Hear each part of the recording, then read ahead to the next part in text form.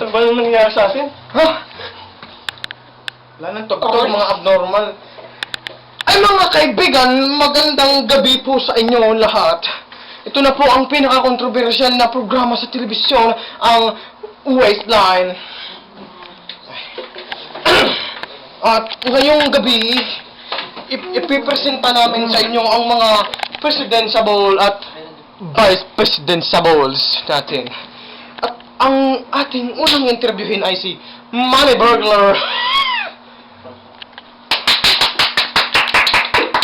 Anak ng tipak nung. Sige, bumati ka sa ating sambayan ng Pilipinas.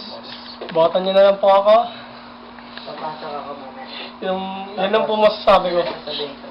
Yan lang. At napakaganda, ako'y na-touch oh my Christ, my God. Ngayon, ang interviewin mo natin si Manny Burglar. Manny Burglar, ano ba ang iyong plataforma ngayong taong 2020 million? Una-una, gagawin kong demokratiko ang ating bansa at init. Salamat. Sige, ipagpatuloy mo. Napakaganda Dali, ng mensahe. camera. Umaano ang beauty ko. At ipapayag ko ang damdamin ng tao parang ako. Sige, yun lang. Napakaganda! Hindi ko naiintindihan! Pero mga kaibigan, napakaganda talaga. Nakaka-touch talaga. Sa totoo lang, ako ay naantig ang aking puso para akong nabarag ang puso. Ang pangalawang nating interview ay si Dejomar Kikay. Salamat, boy. Salamat, boy.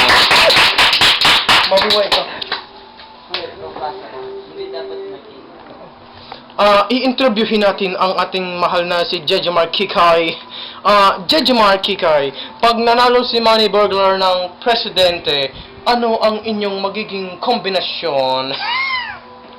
Maganda, boy.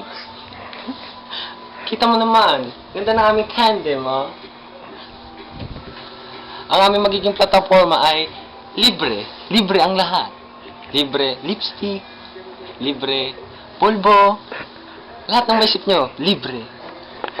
Napakaganda. Kung ako lang iboboto na kita para libre na rin ang magandang mukha. Pero mga kaibigan, nakakantig ang puso nakakantig ang puso.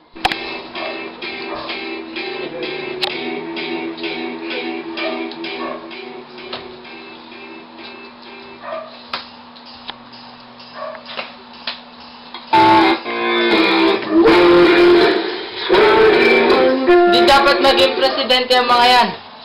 Unang-una, yung baklang yan. At sino ka naman sugpo ka? Marami nang nani yan. Ang pangalawa, mukha bang maipapakain sa Pilipinas yan sa payat niyang yan? Ano? Tumukan to? Ha? Huwag mo akong malitin. Mga kawal! Bakit? Bakit? Huliin na mga yan! Huliin mo na! Hindi ako papayag dyan! Kailangan natin magbato-batopik para sa kalayaan ng Pilipinas. Aba. Sige. Bato-batopik! Bato-batopik! Ay, talo ko eh. Talo ka, huli ka. Siya naman! Kailangan mo! Ikaw! Bakla ka! Ano?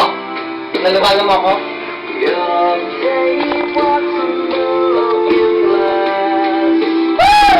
Huliin to! Do not practice my ballot. Sunod! Ano? Hindi ka pa lalaban? Sila umaway sa akin. English na ilaway.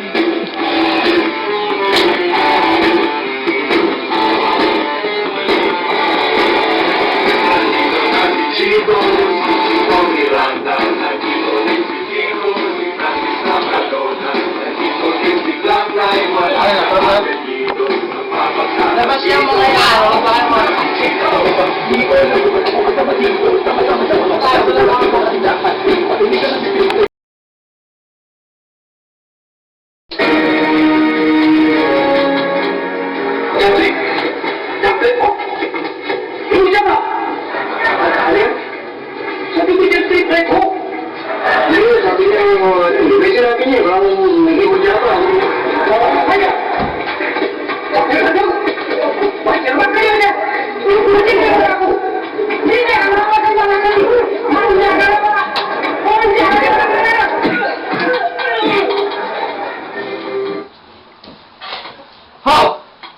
nakakapagod mag-boxing. Mga kawan, bakit nakatayo ang ating mga biyag? Bakit? Bakit? Hindi ba dapat nakatayo yung mga yan? Ba't bakit nakatayo kayo? Tumayo kayo. Nakatayo na po kami. Pagod na po kami. Upo naman kami. Hindi, tayo lang. Taho! Ang patutan? Kuya Bundat? Ang patutan?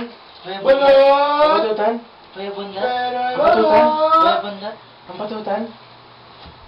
Tumigil lang nga tayo para tayo makasira ulo. Well, anong ginagawa mo dito? Ba't ganyan ang costume mo? Di ba babae ka noon? Ba't naging Hindi, tomboy ako, secret lang. Anong gagawin natin? Baka mahuli tayo ng asawa ko. Ano ba asawa mo? Si ang patutoy. Naalala ko nung kabataan pa natin. Ang ating tinatagong picture. Mga dalawa na. Ang picture natin. Tignan mo. Ang ganda ko, ay ang ganda ko pa noon. Ngayon mukha ka ng abnormal. Tingnan mo ko. Payat mo ngayon. Ngunit ngayon, tabaw mo na. Na-depressed ako. Tagal mo kasi dumating. Grabe naman yun. At naalala mo po ba? Naalala. Ang mga paborito natin candy. Oo nga, ang kending ba to? Kaya ko na. Sabi ko. Naalala mo pa nung high school tayo? Kinanta natin yung Naalala ko yun. Kaso nabababa ko siya. Medyo nakalimutan ko. Naalala mo na. Naalala ko.